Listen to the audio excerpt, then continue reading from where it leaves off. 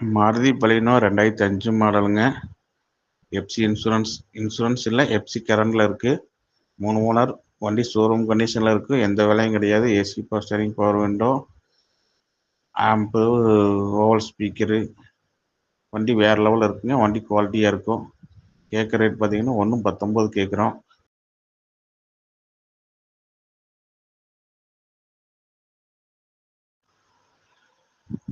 மாருதி பலினோ 2005 மாடலுங்க.